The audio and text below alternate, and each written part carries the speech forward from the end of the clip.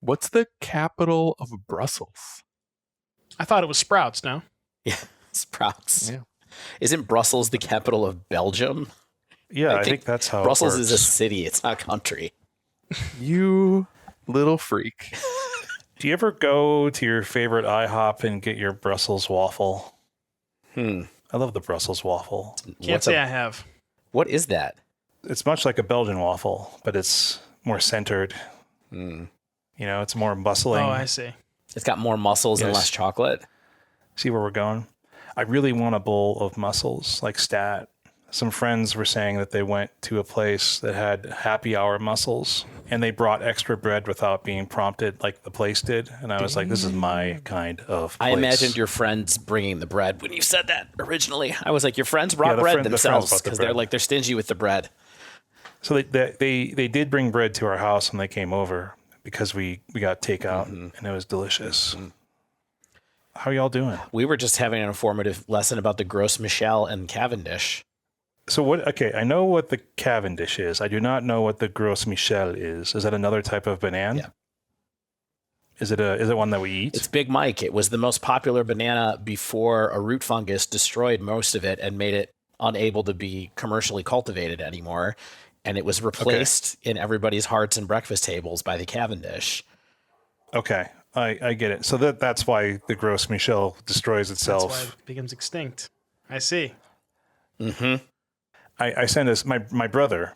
I got my brother, who's not a big like strategy gamer. He's a gamer, but not a strategy gamer. I got my brother into Balatro, as I guess we have officially been told it's called. It right? is. What? We'll get back to that in a second, official? Stan. But So I got my brother into Balatro, and he sent a screenshot yesterday, of him with a Cavendish and a blueprint to copy the Cavendish. And what was the last one that was also a killer? the last one is a hologram. Is that the one that Yeah, was? it's like anytime you buy anything, it gives you like plus. I think X. it's plus 0.5 for every blind you skip. That is a good one. Throwback. Throwback. Yeah, it's throwback. That's right. It looks like the 80s. Yep. Yeah, he killed it. Yeah, that's a great one. Double Cavendish. My goodness. Stan, yes, I listened to an interview with Local Thunk, the developer of Balatro, who the first question on the interview was, how do you actually pronounce it? And he said Balatro. Anonymous developer who has decided to stay anonymous and has indicated in that interview that he will never be known what his real name is. I wonder why. He He just doesn't want doesn't. people to come after him for the pronunciation. That's right. Do you think it's Joe Biden? Exactly. It's what's Evil Joe? Dark Brandon. Dark Brandon. Dark Brandon. Local Funk. All right, listen, this podcast that I listened to, if you like Balatro like we did, it's called Dear Dwyery. I found it randomly on Spotify, and it's just, the episode is just called The Making of Balatro. And it's a nice perfect. hour-long interview where he talks about his inspirations. It was excellent. Just because the creator said that he pronounces it Balatro, doesn't mean we have to do that. Like, it's not just his game, it's everyone's game. True. He put it on the wild. Yeah. Good point. I mean, the creator said we can't eat that apple, yet here we Or are. any But more he does Gros own the Michels. game, you know? Right. I bought it. It's yours now. You own the bits. This is just like classic art theory, you know. It's about the relationship between the artist and the audience, and the audience's experience is just as valid as the artist's intent. Right, Dave? Can't argue with that. Right? I can get behind that, of course. Yeah. Okay. I'm still going to start calling it Balatro just to annoy people. I'm going to call it Balatro. And I'm still going to play this run while we Works, continue Devin. with this very long cold open. Yeah. I'm on Ante 7. I just want to see if I can finish it.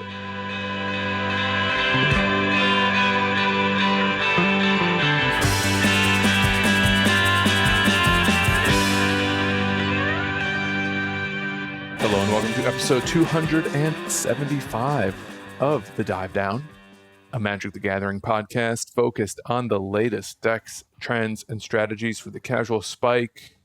My name is Stanislav here in Chicago, and with me on the line from Denver, Colorado, it's the one and only Shane Beeps. Shane. Stanislav, I'm glad you're back. It was It was rough just talking to Dave last week. Was that last week or 2 weeks ago? I can't even remember at this point. It was last week. Yeah, I'm glad your voice is back. Me too. We're at episode 200. 275 is a very round number. That is like 6 months until 300, which seems like forever away and not that far away. Mm-hmm. Yeah, we should probably start planning what to do for episode 300. Yeah. 300 hot takes. Dave is my favorite co-host. No, actually, it's got to be Devin at this point. I have to be honest with y'all. I see. Is he here? No, I'm not here. Actually, now that you said that, I'm actually leaving. So You don't want to live up to that stress of being my favorite co-host. I'm just here to learn about the history of bananas. That's all I'm here for. We know that's what keeps you coming back because you trade us magic knowledge for the history of banana. We give you the history of bananas, and you give us actual Priceless. strategic insights. Well, allegedly. Sometimes. Allegedly. Hey, look, this is like one time I'll be results oriented and be like, Devin, you win a lot more than I do. So Do I, though? You must be doing something right. Do I, though? He also plays a lot more than you do. I play a lot. You got to get your rookie numbers up, Shane. Too much. This is a good point. When I do play, I do fine, somewhat. Sure about that?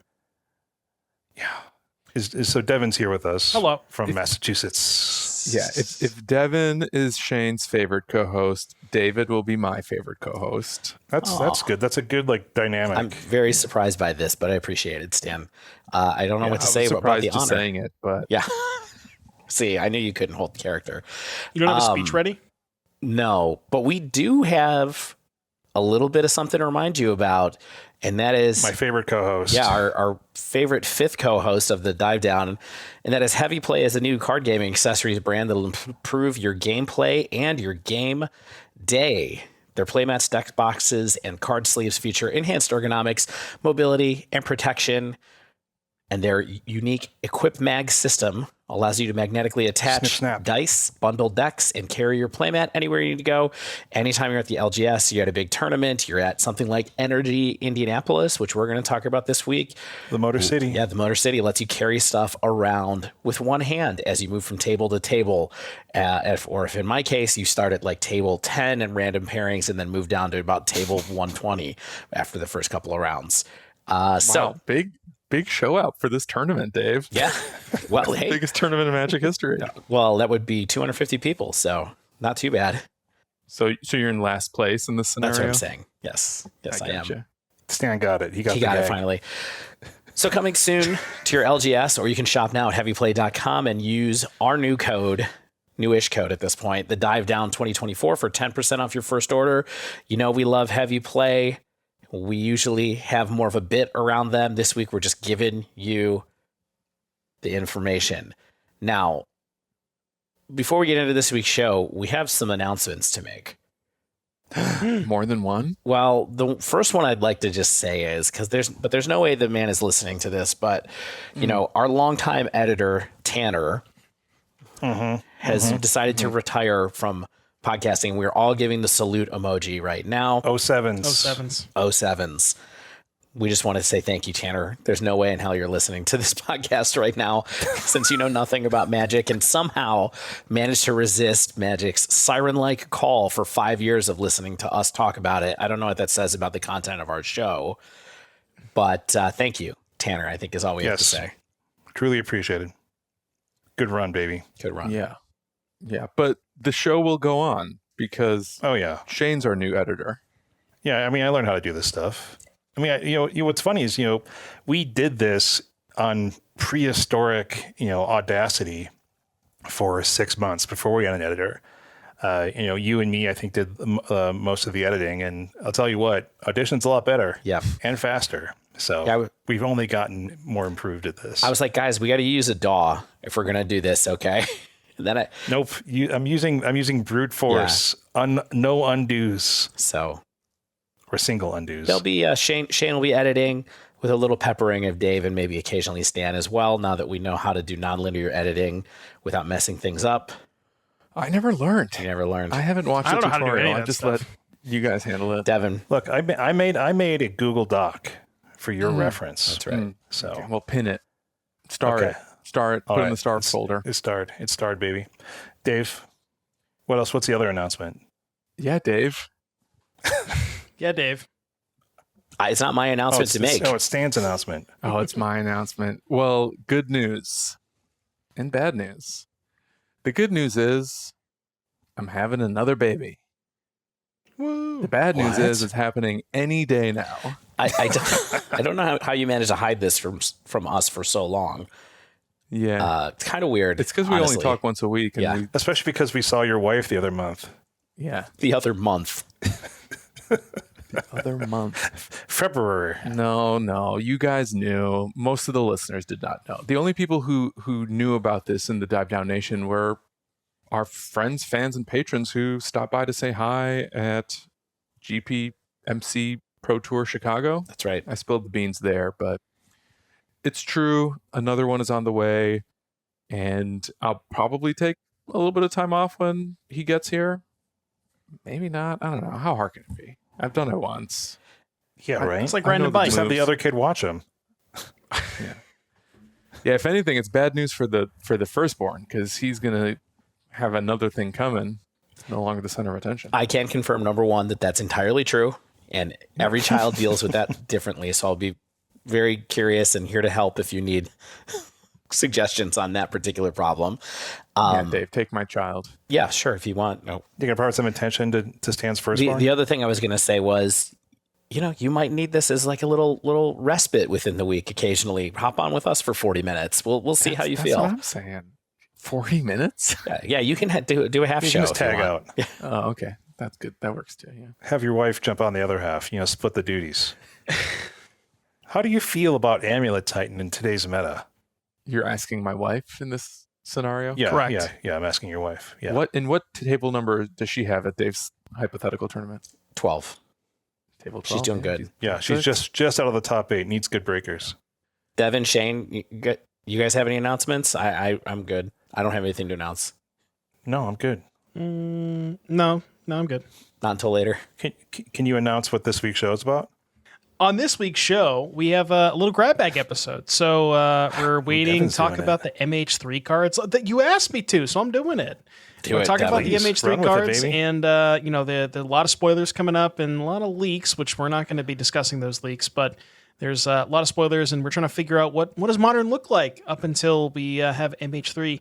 And then we also have NRG's latest Modern event, which was actually the last Modern event before we get MH3. So this is is that kind of true? like the Didn't yeah, realize. it is. Well, the last big event, because I think the next one is going to be the Pro Tour, I believe.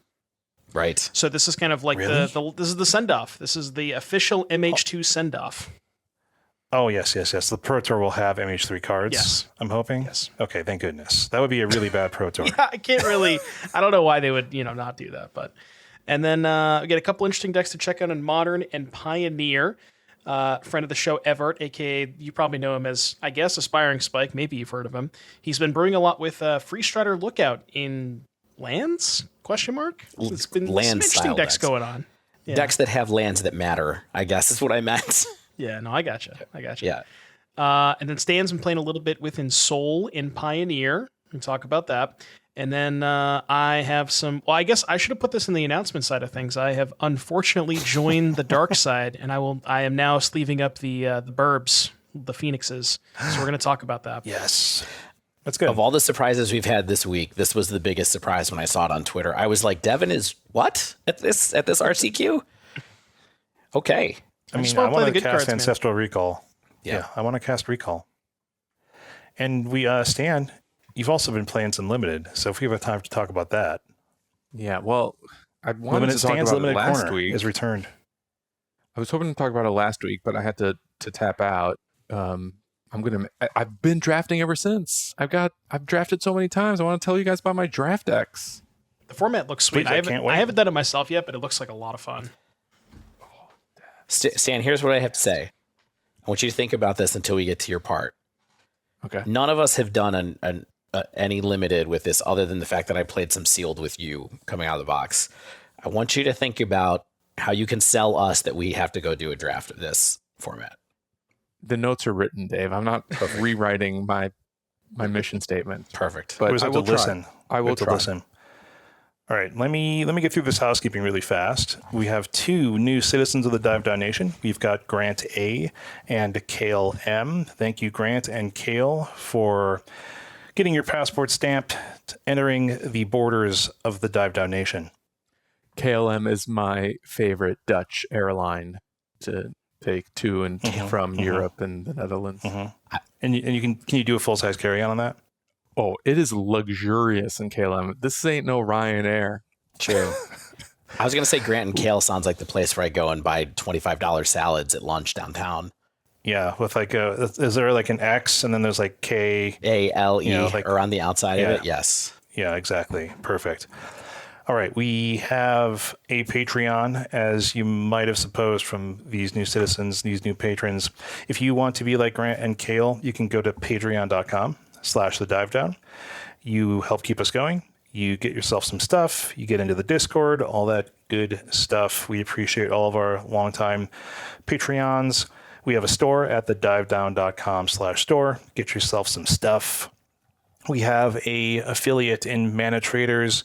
Our code is, this is not the current code. I thought I changed it in the show notes. If you want the code, just go to the show notes. The show notes. You can just see the current code there. There's also a link. I think the link just does the same job as the code. So, do your worst. You can find the code. It's there. Yep. So that was easy. That was fast. David. Yeah. The Motor City. Vroom, We're vroom, back. vroom, baby. My favorite thing about the Motor City is that people act very normal and cool whenever we refer to Indianapolis as such. Yeah. I mean, everyone knows it's the Motor City. I cannot wait for the angry YouTube and Twitter. Anybody, I'm not even going to explain the joke, so it's fine. All right. Nerd We Rage. just lost half the listeners, so. Weirdly. Like we haven't already. Weirdly. We're at minute 18. Yeah, we haven't given any magic content. I mean, weirdly, half of our listeners are in Indiana, Devin. You'd be surprised. Oh, okay. Yeah. I didn't know that. All right. NRG Indianapolis. As we talked about a moment ago, as we just found out, this modern 10K showdown was apparently the final send-off, or one of the final send-offs for the modern that we've come to know as Modern Horizons 2 based modern. After this, we turn the page. There might be a couple of challenges that we talk about from here. I know there's another event coming up later in June from NRG, but that's after MH3 comes out, so it's imminent. So, interest in the format has been kind of up and down, all over the place. It's been different. It's been stable, it's been unstable, all kinds of stuff.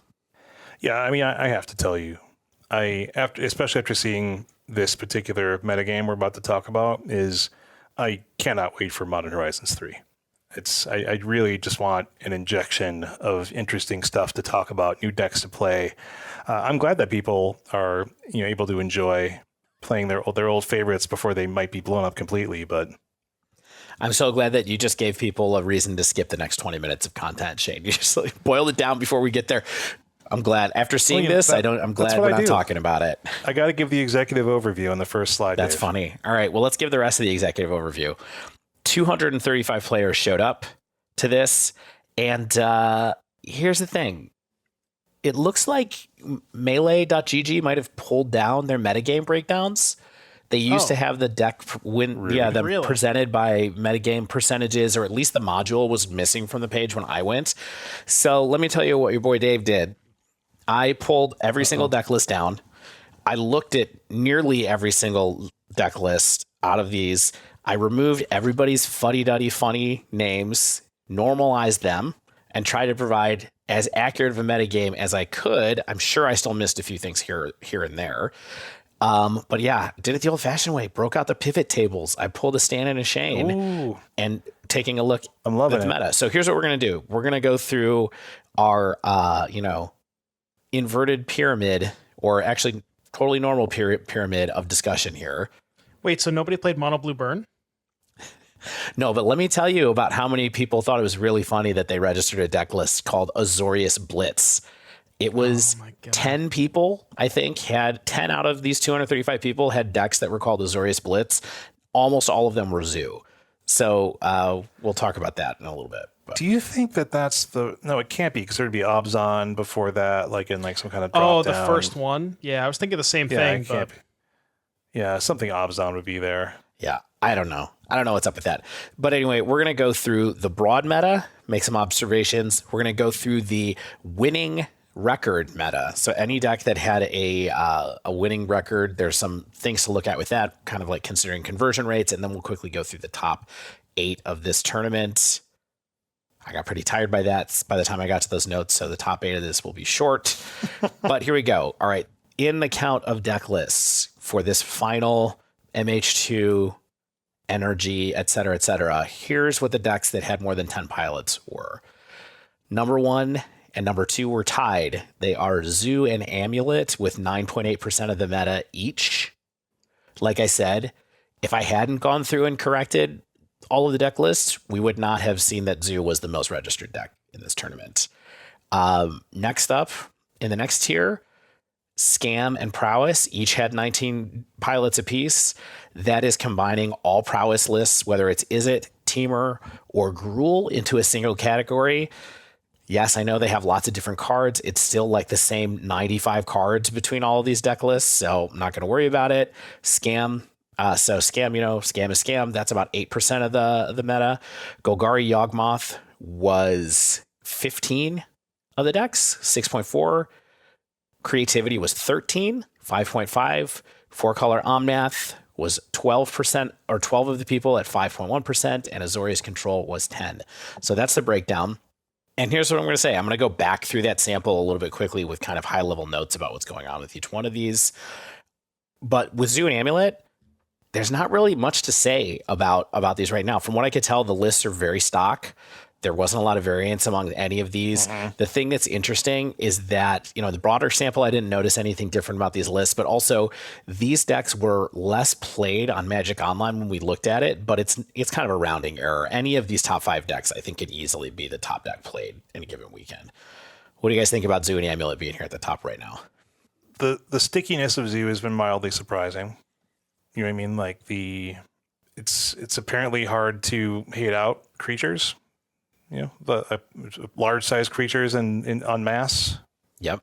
Doesn't it almost feel a little bit like history's repeating itself to the pre-Modern Horizon environment, where just before MH2, the 2 most popular decks were a creature combo deck and a hyper-aggressive Prowess-style deck?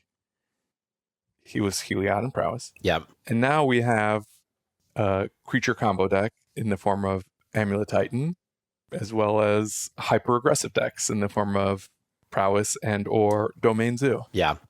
I do think it's interesting. And one thing that I think is funny, just as a side note, is that there was a Heliod deck and it came in 9th place in this tournament. Yeah. By the way, there was only one, which I thought was pretty funny.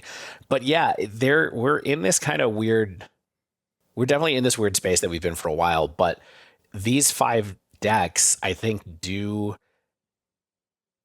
don't know how to describe it. Like, they feel like old Modern at the same time as feeling like this current iteration of Modern, because they all have roots in decks that used to exist before. do you think part of that is just because we've been playing these decks for so long? For sure. I mean, this is stable for a long time, right? Zoo was a top 10 deck before Leyline, and now it's one of the top decks because of Leyline. Amulet's been here forever and has barely ever gone out of fashion. Scam has been around for at least 2 or 2.5 years at this point. I would say Prowess is the new, quote unquote, new kid on the block, and then Yawgmoth has been here for a long time. I would like to use this last chance we have before MH3 comes to say Leyline of the Guild Pact, Scion of Draco did not break Modern. No. It didn't do it. Yes, And I lost my bet. I'm not calling you out, Stan. I was sort of saying, like, it was a topic of conversation among the community. And I think it sort of became what it needed to be, or what it was sort of probably intended to be. Long story short, we're just like, hey, this is a piece to a deck like this, and not necessarily a component that can go into everything. Yeah, I think it's interesting that we've backed off of it a little bit. Although I will say, in the next tier down, you will see it around in another. That particular package still exists in one other deck, but they did mention Leyline / Scion specifically in the ban announcement this week, where they'd said that they decided not to do anything in Modern. And so I do think that that's something that's worth keeping an eye on, just because, they mentioned it, and they usually do give us a little bit of warning. I think they mentioned in the context of like they were aware of some of the concerns, but it's at healthy levels according to their estimation. Correct. Was really what they said. Yeah, that's right. That's fair. I also think that like Leyline is the type of card that could still break, and like Leyline plus Scion is one really powerful combo. You get one other good Scion-esque card that like gets broken in half by Leyline, and we're having this conversation all over again. Yeah, there was a very brief scare, and I think I remember there was maybe like a week or two where almost all of the Magic Online deck lists that top 8 the events or that were playing green had main deck Pick Your Poison. So there was like that kind of brief moment where everybody's like, do we really have to do this? But, after the hype died down, everything seemed to be fine. And like I said, I think it's a fine thing that exists in the format, and there are enough answers to it, and people have adapted their decks. Yep. Totally agree. Last thing in the top 5 here, I guess I would just say is, we are still seeing the evolution of prowess being back in this top tier. And like I hinted before, it's around the same 90, 95, 100 cards kind of between these different versions of the list, whether you have mutagenic growth or you have druid or you have goyf or you have expressive iteration, or wherever you're going. There are lots of people doing lots of different things here. I don't know if this will continue to optimize, or if people will pick different things for different metas, or like where that's going to go. But prowess is definitely here as a deck that people want to play. How do you figure out the best version of a deck like this? And I'm here looking mostly at Devin in terms of like when you iterate or you're testing different versions of this. It's just like whatever wins more, or is it really kind of like, it's metagame dependent? Like maybe one has more inherent board interaction in the build, and that's going to be helpful when like creature decks are more present or something like that. Like, is there something obvious and then something not so obvious that I'm missing?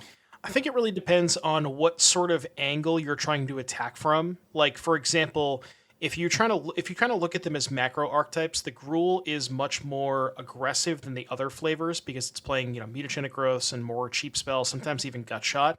So you have that, which is like not as much card advantage, expressive, and breach. And some of the Gruul decks don't even play breach. And then you have the Teamer deck, which is kind of a little bit more towards the grindy side. They sometimes have Questing Druid and expressive iteration, so they're playing a lot more draw twos. And then Izzet's like kind of sort of this middling where it's like sometimes they play expressive, maybe 1 or 2 breaches. So I think it depends on if you want to be a little bit more aggressive, if you're expecting more stuff like Amulet and linear decks, or if you're expecting more scam and you want to be, have those grind elements and have those 2-for-1s to be able to beat the mid-range decks. Sure. Yep. Yeah, I don't think there can be a best version of this deck, right? Because there's so many cheap, efficient spells that do something. It's just like, what is that thing you want to be doing? And what speed do you want to be operating at? Like, what do you want your floor and ceiling to look like? Yeah, like for example, if you're expecting to play against a bunch of Living End and a bunch of Amulet Titan, you don't really want to put expressive iteration and Questing Druid in your deck. You just want to get them dead. Yep. All right, the last few decks in this above 10 pilot sample, these ones were interesting to me. So the ones that were in 6th and 7th were, like I said, Creativity and 4-color Omnath. Now, that's really just Omnath. That's the 4-color label is just what I gave it, because there were people who listed this as 4-color Control. They listed it as 5-color Omnath. They listed it as Omnath and listed it as 4-color Omnath. I didn't see anything particularly interesting in these builds, but they are extremely all over the place. Whether they're playing completely different creature packages from each other, or they're grindier, or they're a little bit more mid-rangey, they're kind of all in this same bucket of like the deck you would expect to be built around Omnath plus Leyline Binding, basically. Creativity, though, I did chunk these 2 decks together, even though there are still 2 decks, basically. One is Jund, which I think we're kind of familiar with at this point, and the other one is what people sometimes call 4-color creativity, or Jeskai creativity, or band, or like whatever that other version is, 5-color creativity. That's the one that has more kind of like stack based interaction, whereas the Jund deck doesn't really have any of that. stack-based interaction plus Teferi as well, whereas the Jund decks don't really have any of that. They're just straight Reanimator plus creativity builds. I will say, I don't have the exact numbers in front of me, but the Jund ones are definitely winning the split right now. There's more Jund decks out there, and they're also doing better than the 4-color ones from what I saw. And then finally, Azorius Control. With, I said 10 people a moment ago. I think it's actually 11 people were doing this, so it's closer to 5% than not. Devin's making a sleepy miming face right now, but I'm willing to bet that in 3 months, after losing to Azorius enough times, he's picking it up for the next RCQ season. Devin will never. No. I will quit Magic before I do that. Yeah, never. Control is the one place Devin will not go, or at least Azorius Control. Yeah. Just going to set a Google alert for Doomwake. Anyone have quitting Magic? Azorius Control sideboard guides? Teferi 5s. Tweets. He's like, I need 3 Teferi 5s. Oh, man. Modern playable You know that I've Teferi lost 5. it at that point. Yeah. All right, here's the table of the next tier down. I'm going to stop at decks that were 4. I'm just going to read this list. Murktide had 9 pilots. Living End had 9 pilots. That's the kind of the next one. Mono Black Coffers had 6. Rhinos, 5. Hardened Scales, 5. Goryo's Blink, 5. And Affinity, 5. Yes, there were 5 Rhinos pilots. And, We're back, baby. And that is the We're so back. that's the other deck that I believe all of them were 4-color with Leyline plus Scion. I don't think anybody would be surprised by that. But it is interesting to see both of the Cascade decks down here and all of them playing Ardent Plea and, frankly, loving it. Ish. I'm still loving it. Yeah, there you go. I may lose every single match that I play with Rhinos, but I'm having a good time. You might want to try the other Cascade deck, not to give any spoilers, but Living End plus Ardent Plea, Murktide was pretty interesting. There are several different versions floating around of that between Teamer and Izzet as well. But anyway, there's a whole lot of old format favorites that are just here floating below the bottom tier of the meta. All right, let's go on to take a look at the winning decks meta. And this is where things get a little bit different. So I'm going to get a little bit deeper into notes here. So the first tier of this, Amulet Titan and Zoo actually maintain, when you cut this off at, what I did for this sample is I just cut away all the decks that had losing records or tied records. So this is all decks that had at least 5 match wins out of the 200 people. That equated to 80 people or so out of the sample. What those people were piloting were the first 2 decks, as I just said a second ago, were Domain Zoo. They were both, what were they? 10% of our sample, and they were almost 12% of the winning decks meta. So takeaway from here, not a huge boost, but it's interesting to see that Domain Zoo converted well and Titan converted well, and that's what we came to a conclusion about last week when we were looking at the Magic Online challenges as well. So Zoo and Titan both did well. The next couple of decks down in this sample, Creativity, Azorius Control, and Golgari Yawgmoth. So Creativity converting much, much higher than other decks. It doubled its meta share, where it was 5.5% of the general meta and 10.4% of the winner's meta, which is pretty interesting to see. Azorius Control also doubled its meta share from 4.5 to 9.1. I'm sure that had nothing to do with the fact that George DeBoer and Zach Allen and a couple of other real Azorius Control spikes were out there piloting it this weekend. Garrick Alfred, too. Oh, yeah, Garrick, who made the top 8, actually, with the deck. Yeah, great point. This deck can also run a sweeper. Right, which is good against Scion Creatures. and creatures, generally speaking. Who knew? Yeah. And then finally, Yawgmoth was in that tier as well. And Yawgmoth was mostly maintaining its meta share, but that just indicates to me that it performed up to expectations. So let's talk about what didn't. Dun, dun, dun. And those would be Scam and Prowess. Womp womp. My 2 decks, basically. They kind of got murdered, huh? Scam in particular, I felt like got murdered. So Scam went from 8% of the meta to 3.9% of the winner's meta for 3 people making it into this kind of section. Prowess went from 8 to 6.5. So Prowess originally had, it had 19 pilots and 5 of them had winning records. So yeah, that's not great either. Not great either. It's less of a steep fall, but it's not a standout performance like we kind of saw online. So what do you guys think about that shaking out there? Risers, fallers. I'm seeing rhinos here at 3.9%, and I'm loving it. I think that's a good conversion, right? 5. Okay. Yeah. Rhinos converted 3 of the 5 players had winning records. So we take those. Yeah, I'd take that. It's you 3 guys right there. Yeah.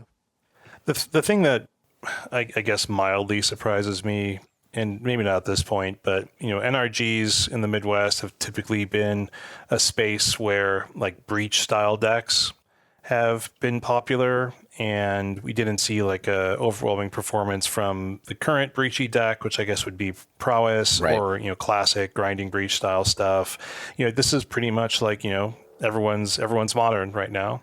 So it didn't seem like the NRG environment wasn't a novelty as it sometimes can be. Yeah. All right. Anybody ready to go on to the top 8 here? Let's do it. Here's what we had.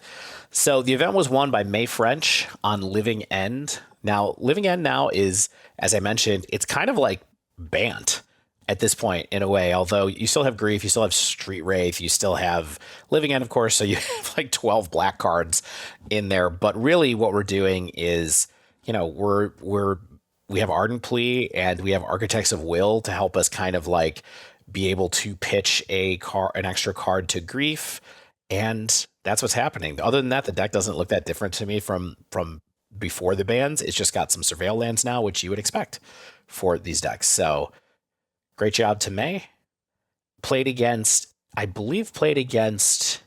was it versus Harrison Canfer in the final, or was that just the other person who had the second highest Swiss record on Jun creativity? No, it was Harrison in the finals. Harrison in the final. Yeah. So there you go. I don't know if you guys got a chance to watch that finals, but it was crazy. Okay. Go back and watch that. You're going to want to watch that one. Was it just a really good matchup? Well, I mean, it's an interesting matchup, Living End versus Creativity, because you're dancing around trying to keep Archon from ending up in the graveyard, right? Yeah, you have to figure that out.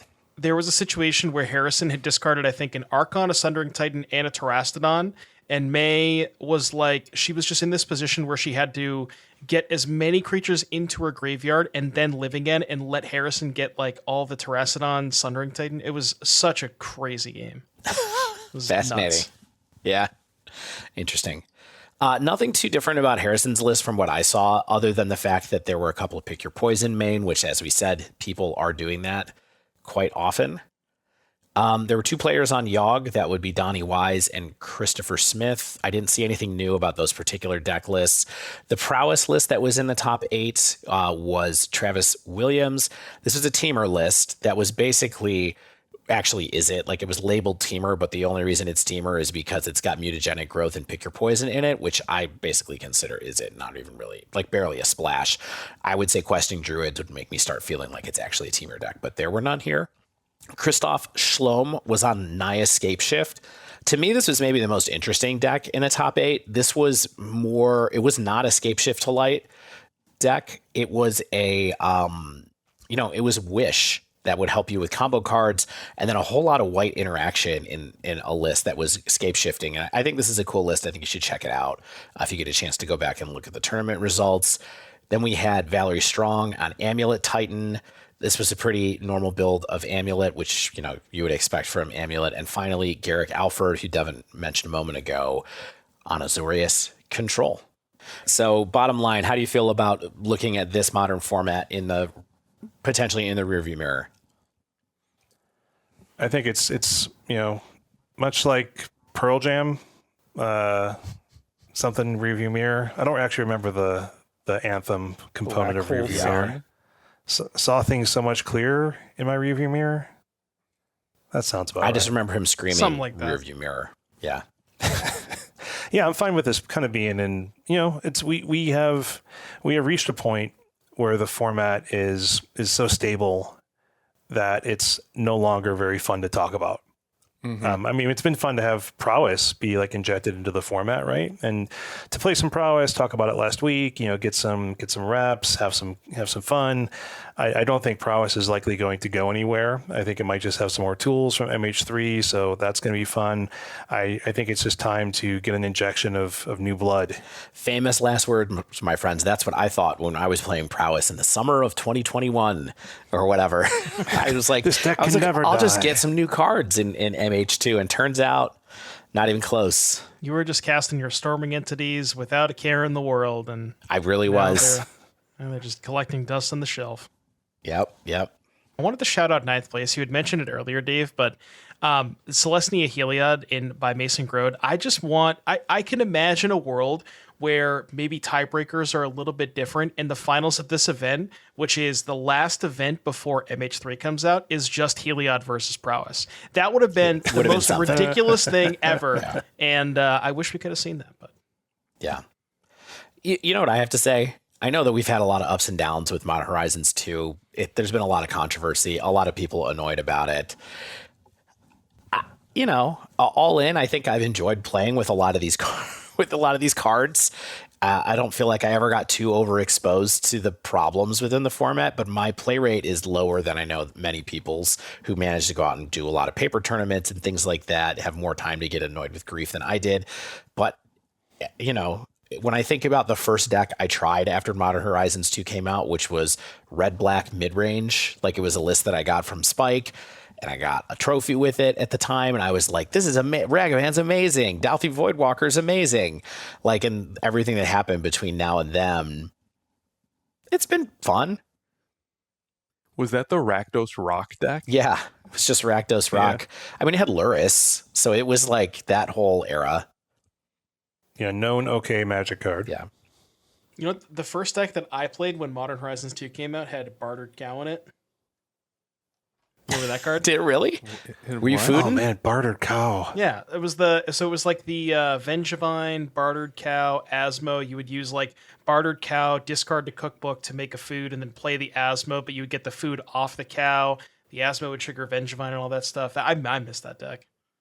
My first MH2 deck was Jeskai Stoneblade with Stoneforge and Cauldron Complete, Ragavan and Counterspell, and it either had Prismatic Ending or Unholy Heat or both. I don't recall exactly. Wow. It's probably still good. You guys remember the Asmo decks from the first couple of weeks where they were blue-red with Emery, Asmo, Urza? You guys remember those decks? Definitely. Those were sweet. Oh, let me tell you a card that I am happy has not made much of a dent the last few years, and that is Ursa. Mm-hmm. Yuck. It's a messed up card. You're not playing enough CEDH, Dave. Yeah, no, I'm not even there. Against mono blue back to nature Urza decks. I've not seen these. Back to basics. That sounds terrible. Well, it still blows my mind that CEDH is a 4-player pod. I have every time CEDH comes up, I have to scream that. I honestly thought it was 1v1. I know. When that was revealed to me, God. my life I was shook. Oh yeah, that's the other announcement we forgot to make. We're a CDH pod now. Yeah. Perfect. We only talk about commander precons that come out. So now we've got to compete with those in the north folks that actually make a good podcast. I don't want competition. True. Stan, any final thoughts for this moment? Or are you reserving? I'm excited for a change. I played a lot of MH2 Modern, at least a dozen RCQs, maybe dozens of RCQs. Yeah. I was out there. It was really fun. It was really fun making 4/4s.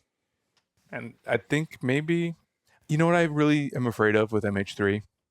It's not that it makes Cascade playable again, but that it truly buries that deck once and for all. And I think there's a very realistic possibility that a lot of this metagame, including a lot of heyday of the MH2 metagame, will just be kind of wiped out because MH3 could be the type of sea change that Modern Horizons 2 was. And I think one of the other big questions is is grief good enough to endure in a post MH3 landscape? Yes. I know there's people Probably, but the answer is yes. Yeah. Yeah, the answer is probably yes. If you were to give me a prop Can bet we on finally that, get I would probably take the grief side of it. That's all I can say. Yeah. Well, I just know that there's people out there, friend of the show, George, really upset that grief is still a part of the format. And like he even tweeted yesterday that he was disappointed that it wasn't even mentioned in the BNR, but they did promote MH3 pre-release coming 12 up. times. Yeah, they said something on Yeah. MH3 like 12 times. And like I think a lot of people share that sentiment, and it'll be interesting to see, like, is grief going to be as problematic? Will it be more problematic because we'll have more black pitch spells possibly? And I mean, we definitely will have more black. We'll have more black spells to pitch to grief. I don't know if we'll have more black pitch spells. There's always there's more some black flare, one right? new black pitch spell. Yeah, There's the at black least one. flare. Yeah, the flare. We don't know what it is yet, but All right. Rick loving it. We'll be getting into that in the next couple of weeks, I'm sure. oh yeah. Maybe we might talk about Modern Horizons 3 a little bit. I guess if we have to. Oh man, I just realized I have to edit the MH3 spoiler episode. We're going to have to figure that out together. We'll have to break that up into Get to pieces. edit it, Shane. I believe that the MH2 spoiler episode that we recorded live at my house, right, was 3 hours long. No, this does not sound right. But I don't think that's true. We broke it up into two.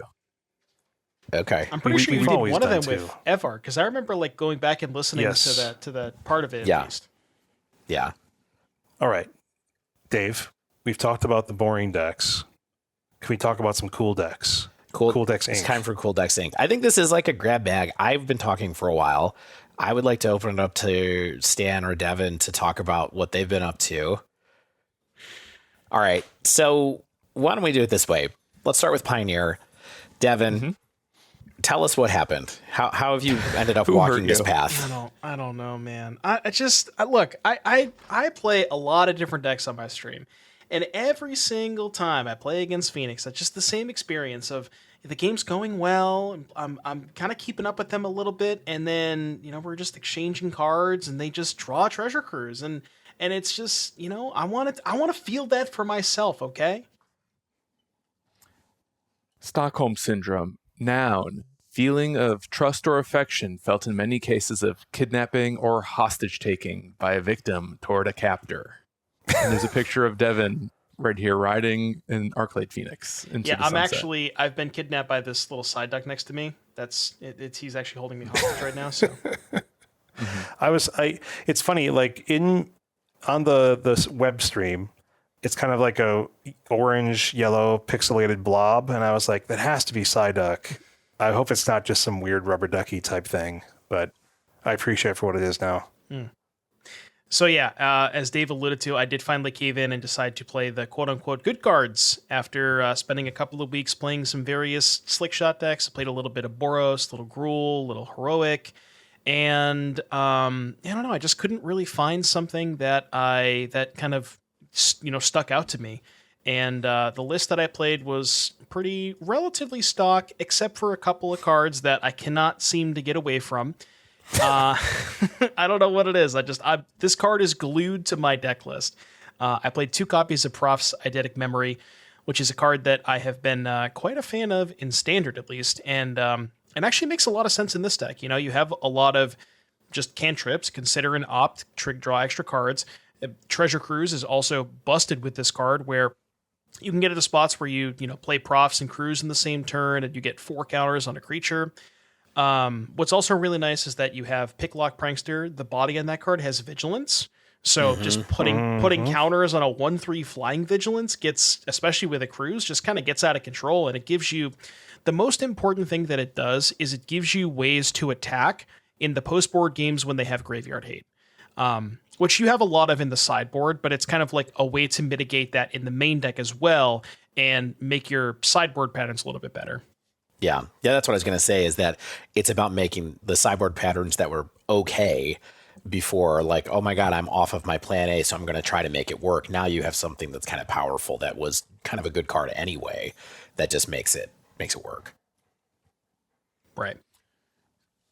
I feel like there's been a lot of spilled ink about Phoenix on this podcast.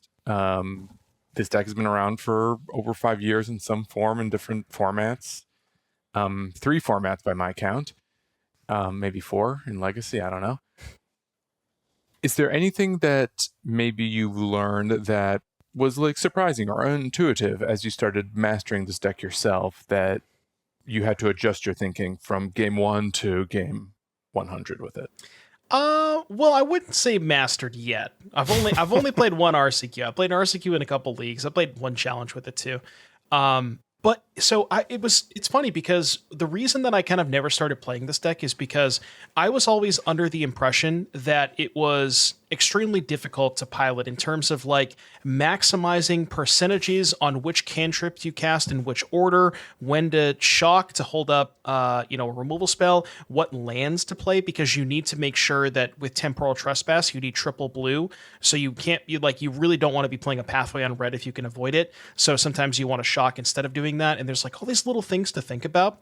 And at the end of the day, like, yes, in order to maximize your percentage points, it's difficult to play at the highest possible level. But what you got to realize is that you don't necessarily need to play it at the highest possible level. Even if you're giving away 5 or 6 percentage points and, maybe even get that up to 10, the deck is so, what's the word that I'm looking for? Forgiving. Because you have treasure cruise, right? Sometimes it just doesn't matter how you sequence your cards when you just draw Ancestral Recall and everything you know what I mean? So it's like, yeah, it is a little bit difficult at points, but because cruise is so forgiving, you don't really notice that as much. That card's messed up, by the way. I don't know if you knew that. It's definitely messed up. Good. I mean, it's the other card that people thought might get banned. Yeah.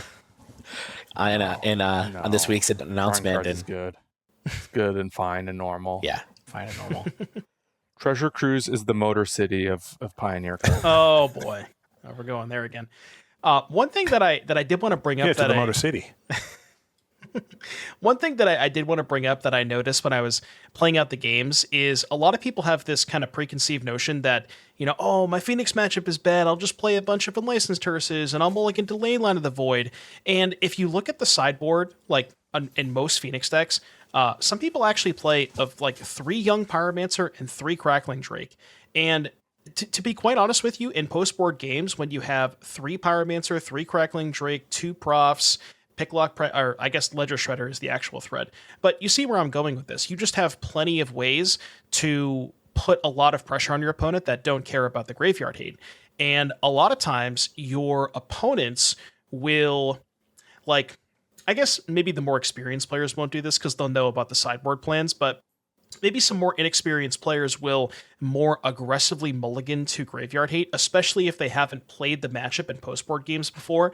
Like, I had one of my Rakdos opponents mull to 5 to look for a ley line, and I just played, turn 2 Profs and turn 3 a Picklock Prankster, and I just like, I'm just going to attack you for 3 or 4, and they just eventually died because they mulliganed too far to a ley line.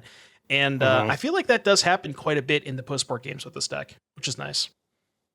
I think it's kind of like the thing we discussed too with Blood Moon in Modern, where it's just like you need pressure and disruption. Yeah. And I mean, I've won enough games. I don't know.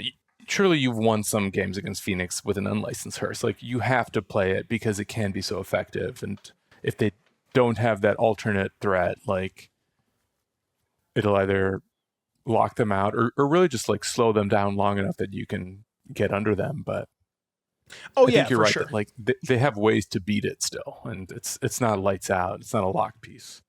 Yeah, it's like, for example, if you're playing against a control deck or whatever, and they resolve turn 2 Rest in Peace, that is backbreaking for you because it turns off your cruises and your other graveyard shenanigans. But the blue-white control deck is not going to present a clock, so you're going to have enough time to draw through and find that. So that's why I actually feel like the blue. I beat blue-white control, in the RCQ, and the matchup really didn't feel that difficult. Like, they did have the Rest in Peace, but I was eventually just able to, slam through a young, made them counter my Shredders, resolve the Young Pyromancer, made a bunch of tokens, and, you'll eventually find those alternate threats. And yeah, it's not like you definitely should be bringing in the graveyard hate, of course, but it's, there are some decks where you kind of, like you said, need to back that up with pressure. It's not just graveyard hate, game's over kind of thing, like you were against Dredge, right? If you're playing against Dredge and you mulligan to Leyline, there's a good chance they just can't beat that. And that's not quite what the situation is going on here. Awesome. As far as the event itself, I did mention I beat Blue Eye Control. I played against Vampires twice, split those matches, beat the mirror match, which was one of the weirdest matches that I've ever played in my life. I would not recommend playing the Phoenix mirror. Was not that fun. Good luck.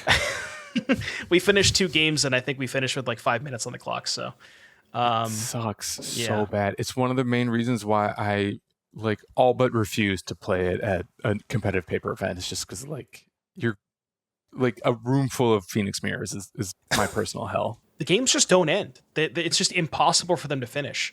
I decked my opponent in game 2. What ended up happening was I get a little lucky and resolved an Ashiok early that he just couldn't deal with. So I was keeping him off the graveyard. And then I eventually just, I was like, mill you, draw my second Ashiok. And I was like, all right, mill you.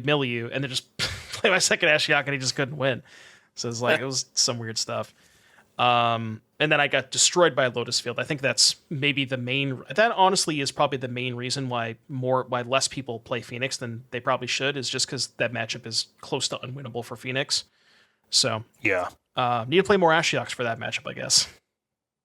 Yeah. Devin, are you feeling like you're going to stay on Phoenix? Give it another try, so. Or what do you think? Okay. Yeah, I mean, at this point, unless something crazy happens, there's probably a good chance I just ride it out for the rest of the season for the next 2 months or however long the season is. And I do want to I kind of want to learn the deck a little bit more, play a couple leagues off stream and figure out those sequencing decisions and maybe hammer down the list a little bit more. But it's just, I don't know, the deck just feels like I'm playing a different format. That's how powerful the deck feels to me. Mm-hmm. So good. There you go. I've been converted. And that format is called Frontier. Been converted. Stan, have you been converted into an Ensoul main? Or I've been an Ensoul main, babe. Oh, I know. Another red-blue deck, right? Indeed. I've got some notes on Ensoul that I've sandwiched in a good, bad, good list. I guess the one thing I'll say about Ensoul to preface is that I was actually kind of worried that the deck was maybe dead after OTJ, because at first glance it didn't seem like it got any new cards, and I think it generally struggles against the decks that play Slickshot Show Off. They have enough really cheap, efficient spot removal that tag most, if not all, of the threats that you play in Ensoul. But after a couple weeks, the dust settled a bit, and I started seeing new cards emerge in successful Ensoul lists, and I've been trying them out, and I've got 3 new cards to talk about in 10 minutes or less. The first new card. I'm counting. The most recent one that I've been trying this week is one that actually, I didn't even notice it during preview season, but it looks good now that I read it, and it's called Legion Extruder. 1 in a red for an artifact. When it enters the battlefield, it deals 2 damage to any target, and it has an added ability of 2 tap to sack another artifact. Create a 3/3 colorless golem artifact creature token. It's just nice, a nice little extra reach. It can be removal against a lot of cards in the format. I think it's a really handy mana sink if you get into a grindy game. Especially useful at converting low impact material into power. Sometimes you'll have map tokens lying around that you don't really want to spend on a creature because potentially there's the risk of them drawing into more lands, and maybe you don't have blood tokens or clues from your Filched Falcons or your Gear Drakes or whatever. And it's really great at actually adding some additional threats to the board at instant speed that can make it hard for your opponent to play around. And it also makes your opponent's removal kind of awkward. Because if they try to tag and Ensoul anything, you can turn it into a 3/3 and suddenly you've kind of virtually countered their spell. Yeah, that's one thing I was going to bring up. I played against Ensoul Artifact, and they had this card in their deck. They also were playing the blue-red 1/1 flyer, ETB Investigate. When you sack an artifact, put a counter on it. I don't know if you've tried that card around. That's the Gear Drake, yeah. Gear Drake, yeah. And the one thing that you brought it up as a great point is it's very hard to, once they untap with the extruder, it's really hard to like actually trade your removal profitably. If they just hold up mana, you're never converting any of your fatal pushes or anything. It was a really good card when I played against it. Mm-hmm. Yeah, it's fun. I first found out about it through a random tweet that Fire Shoes retweeted by a player in Montreal named Wally Jabri, who posted a winning RCQ list with it. And I tweeted him, and he replied, basically, all these things are good about it. So I decided to try it, and I've been pretty impressed with it. His list ran 1, and I've gone up to 2 now. And I don't know that I want to go above that, but like I'm never unhappy to draw it. So yeah, Legion Extruder, possibly a good card. I don't know if it's like has to be played in Soul, but like it works here, and I'll be interested to keep experimenting with it a little bit moving forward. Another new card that I tried a week or 2 ago is Lost GT. Ooh, I'm all ears here. Look out. I wasn't before, to be fully frank with you. Yeah, Lost GT, an interesting card. 1 mana to play, 1 mana to equip. It does some stuff. Yeah, who cares what it does? Yeah. The reason why I wanted to give it the benefit of the doubt is because once upon a time, Ensoul used to play a card called Ghost Fireblade. Oh yeah, I remember that. Mm-hmm. Which was was that the cost like basically nothing to equip to a colorless creature or something like that? Exactly. It was sort of like the same cost of entry, 1 to play, and it would cost 1 to equip to a colorless creature. And that was in an era when you were playing like Bowmat Couriers and other colorless threats. So it was just 2 mana to give your creature +2/+2 permanently, effectively. Also at that time we were playing Ornithopters and what have you. We cut Blade eventually because Ensoul stopped playing as many colorless creatures, and it was just a vanilla pump spell. Like it wasn't really providing meaningful value. It was just maybe giving you a little extra speed to your clock.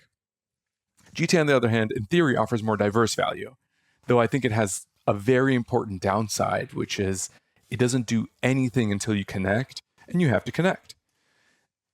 As a result, I think it's like can be pretty good in your opening hand if you have another 1-drop, especially if you have the 1-drop that is a flyer, and like you can start actually connecting with a GT'd up threat, and then like it starts kind of ramping you.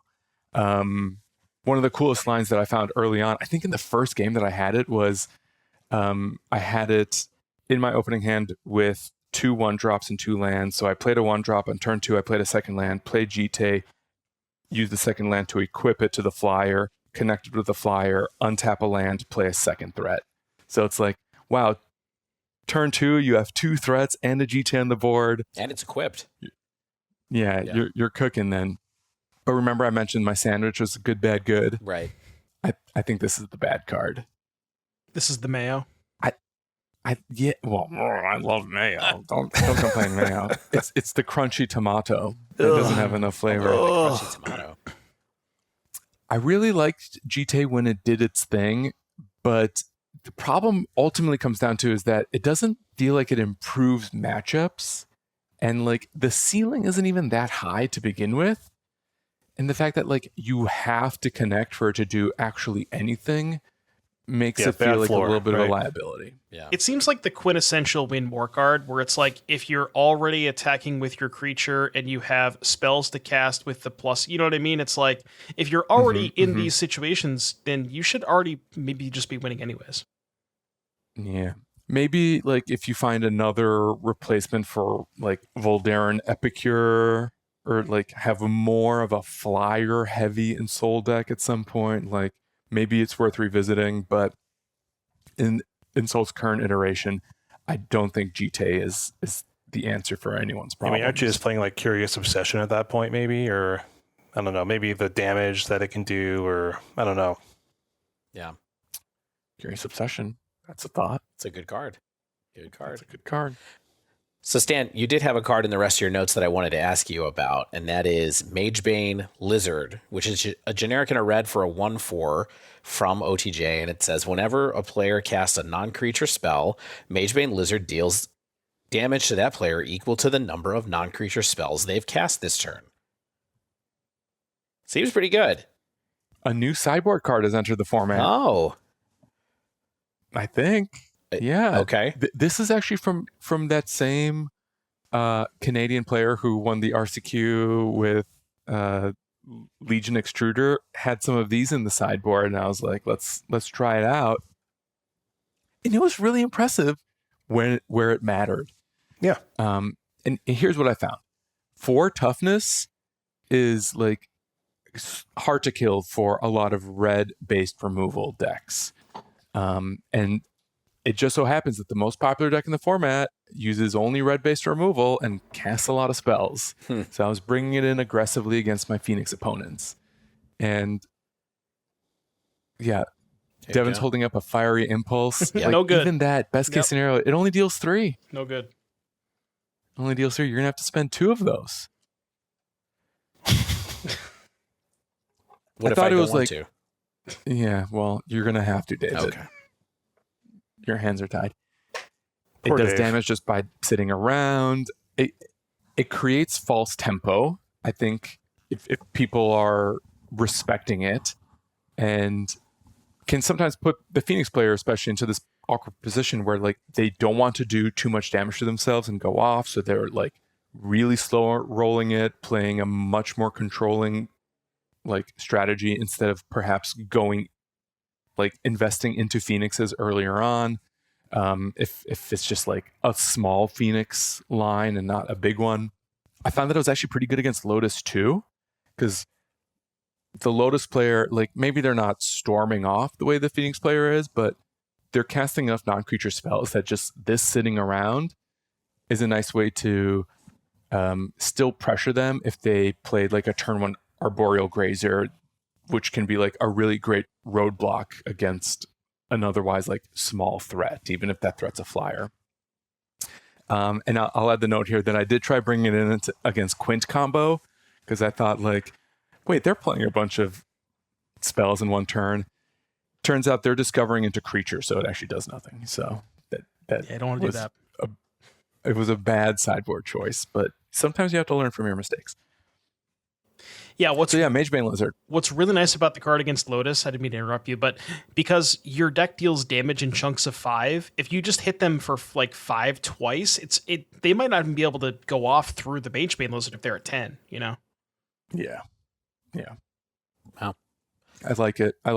It does do damage to you too. Like you're playing a lot of non-creature spells, but not once have I felt like Magebane was like a liability, because as you put it, Devin, you're like doing such big bursts of damage frequently in 3s, 4s, and 5s that you can usually outrace your own Lizard, and you're bringing it in against the decks where like you're already pressuring them pretty early into the game, and then this just sits around and can accrue like an extra point or 2 of damage per turn, even on their turn. So yeah, Ensoul, still pretty fun. Not sure if I'll get to play it in paper because I have a baby on the way and it's hard to get away for a tournament when you have a newborn who Take him with you. needs his diapers changed. I can't be that guy. We used to have one of those guys at the LGS who would bring his kid to FNM every week, and we hated him. Yeah. That's And then Just he got banned change for the cheating, diaper so- in the LGS bathroom, you know? Be fun. I was going to say Clean. you're burning some bridges here, Stan, but you said that they got banned. Yeah. Yeah, screw him. I don't care. All right, we're running on time. I'm going to hop in with one last thing that I wanted to talk about in the modern format. This was the most interesting deck I saw all week, and it is, of course, something from Aspiring Spike, who was pointing out a card that I think many people, or we at least, missed in the spoilers of Outlaws of Thunder Junction, and it's a little card that reads like this: Freestrider Lookout. You know, like Devin's got 4 of them. 2 generic and a green for a human rogue with reach. It is a 3/3, and it says, Are you ready for this? If you haven't read this before, Stan, this is going to blow your mind. Whenever you commit a crime, look at the top 5 cards of your library. You may put a land card from among them onto the battlefield tapped. Put the rest on the bottom of your library in any order. This ability triggers only once each turn. So the deck that I first saw Spike try with this is red-green, Valakut, Scape Shift, plus this guy, and Lightning Bolt, and Mishra's Bauble, and Scrabbling Claws, and other things that target your opponents without having to be given up, so that you can basically dig your deck until you can find Valakuts. Maybe you use Magda the Horde Master to make a bunch of treasure tokens and make some dragons, or you just kill people with Valakut, or the One Ring. I don't have a ton of insights on this. I can say that Everett later tried a Cabal Coffers version of this deck as well. That seemed pretty interesting. He said he went 11-4 with that deck on Monday afternoon. He almost top 8'd Saturday's challenge with the red-green deck that I described. And then later, someone else did top 8 a challenge with it on Sunday. I believe it was someone in Europe who did that. Basically, I just wanted to sort of throw the alert around Freestrider Lookout as being a card that maybe a lot of people missed out on that is very powerful. Apparently very powerful. I also think busted.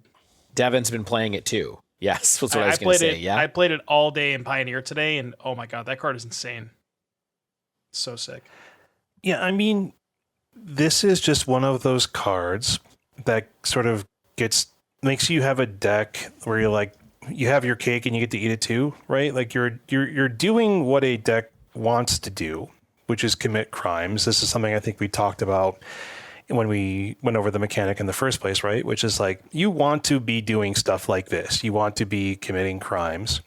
And when a card just allows you to be doing what you want to do, but also be advancing like this strong synergistic ramp ability, then you're just in a winning position, right? Like Freestrider is not like inherently powerful. Like 3/3 for reach for 3 is like extremely adequate. But like you get to do stuff with it. The turn it comes down, you don't have to like untap with it. It's on your game plan just to sort of have it in there in the first place, and then you just get to, you have a repeatable ramp spell.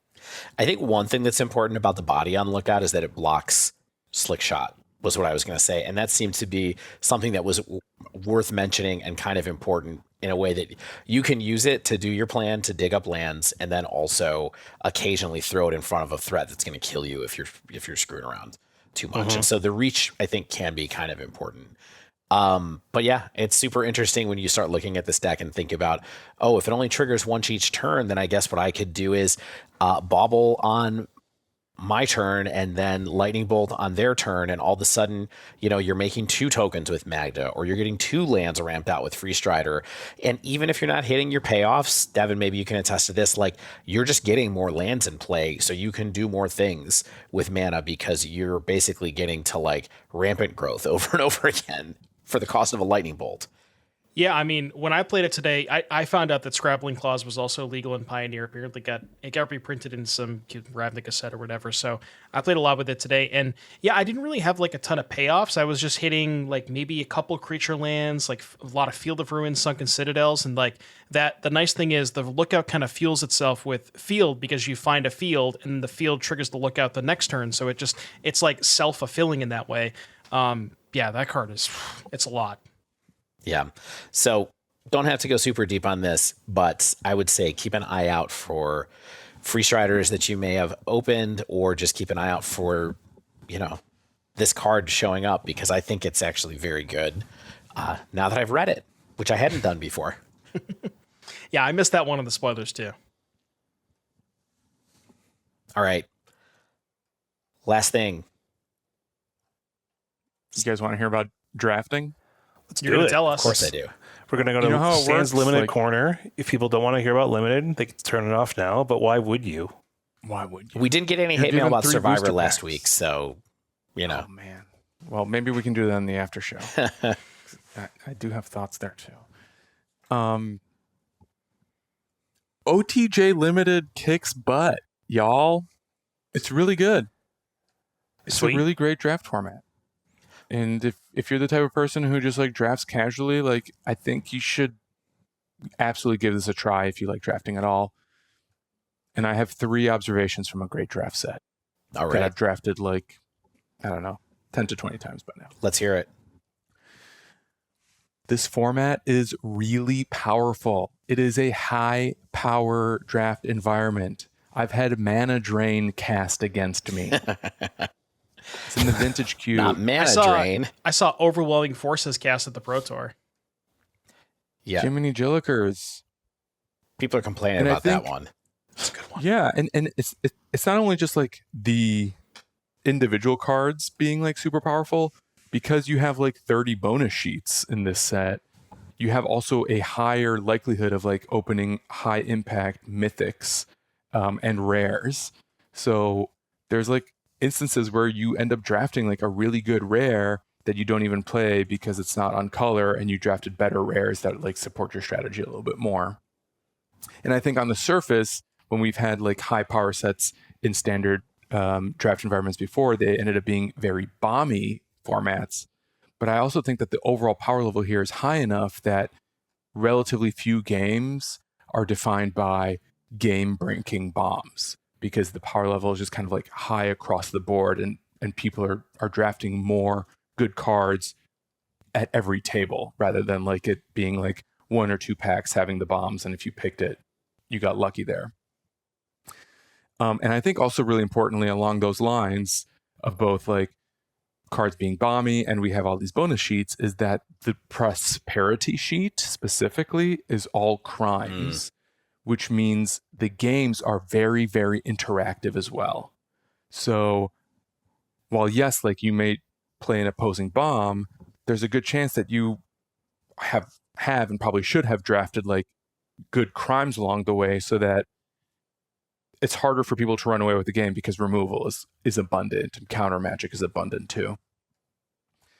And in terms of like how that defines the format, is that playing aggro is actually pretty hard here. Everything is like a mid-range or control back and forth soup.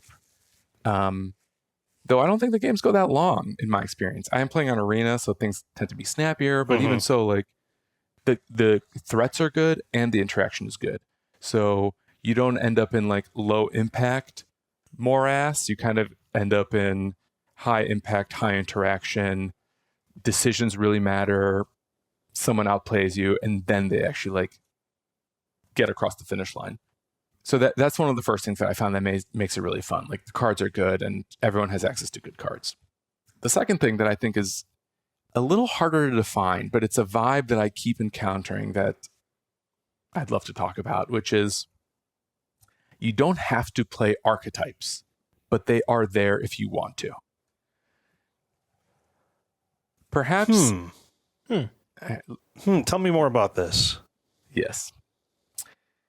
I found that the limited archetypes are kind of like suggestions and not mandates specifically, because you can often fall back on these mid-range tools that can define your role in a matchup or in the draft. And a lot of great decks can still be built around just like having interaction plus good cards and some build arounds.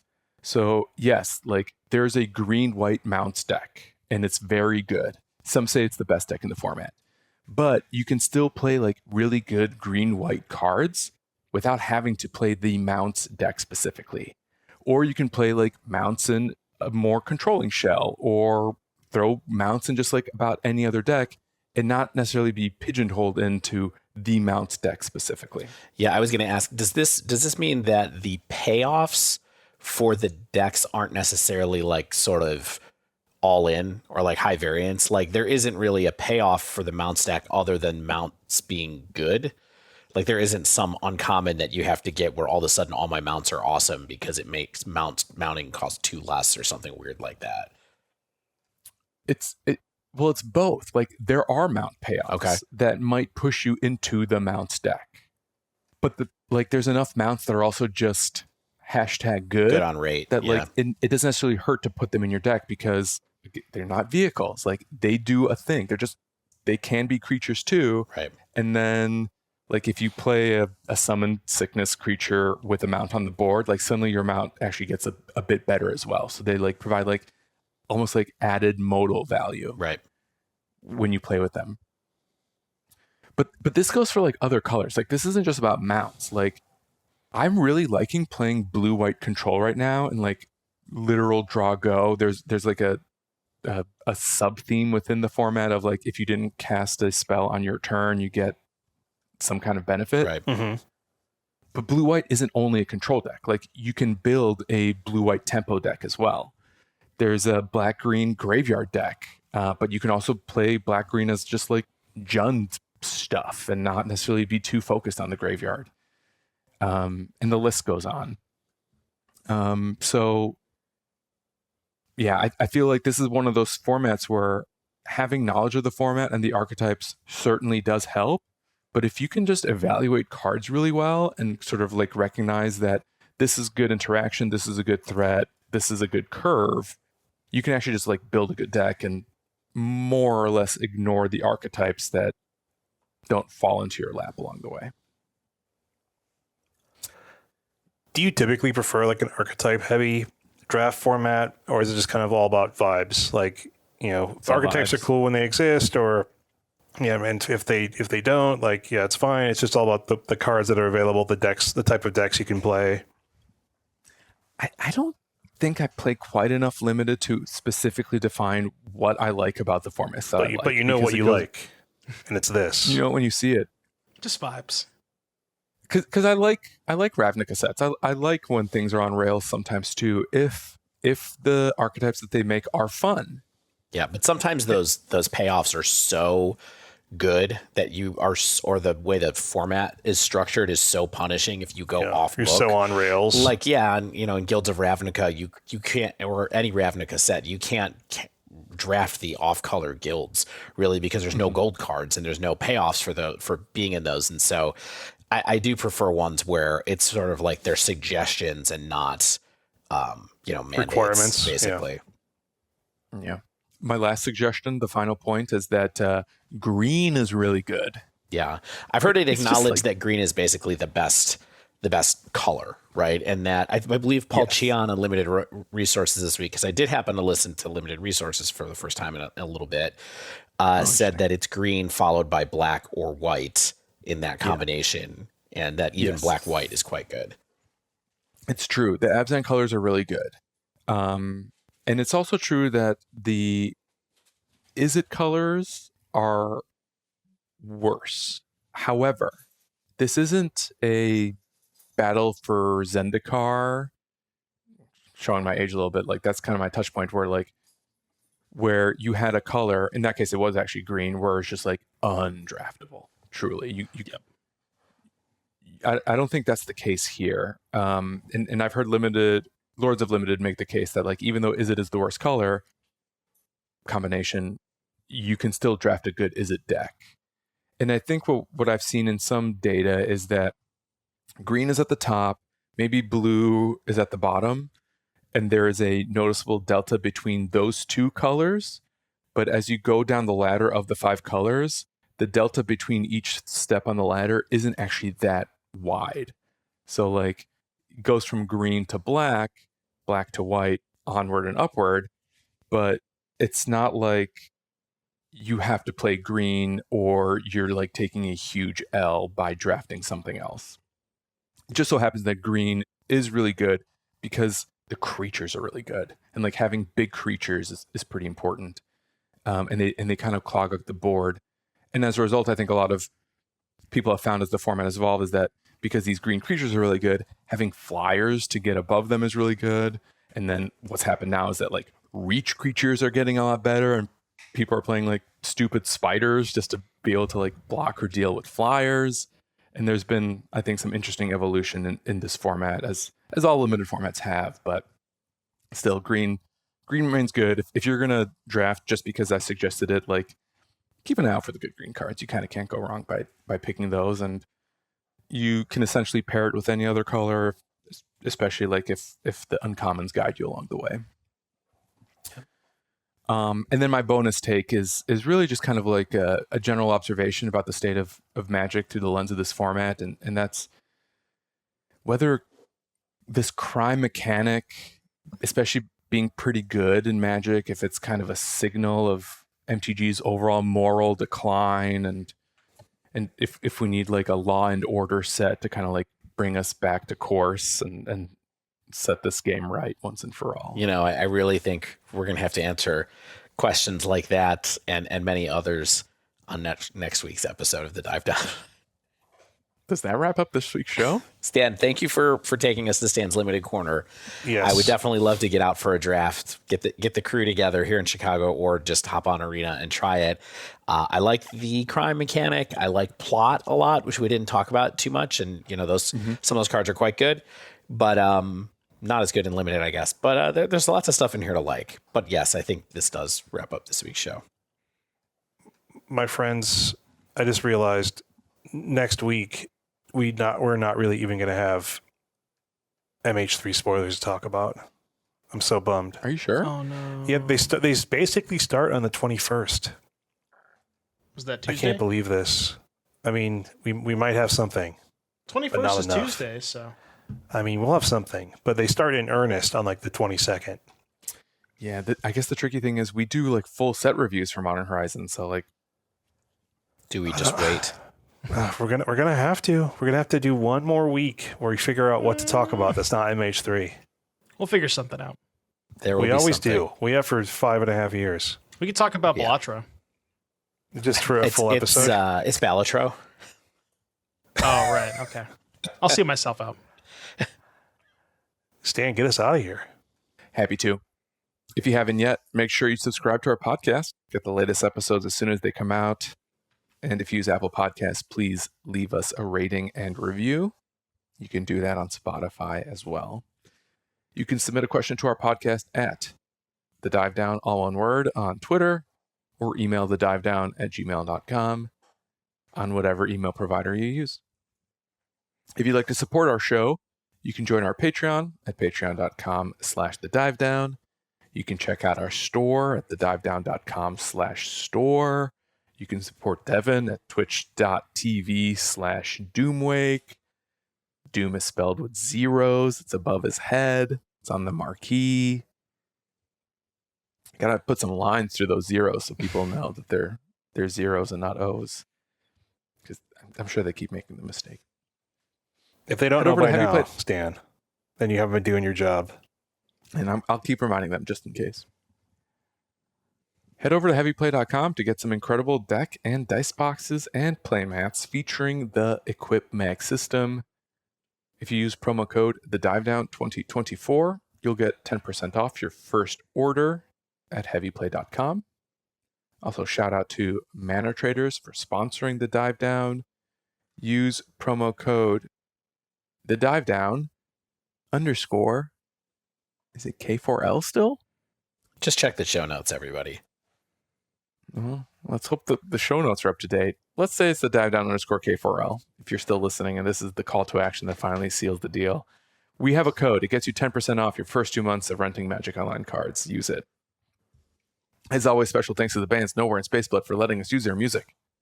And until next week, get out there and play more Magic.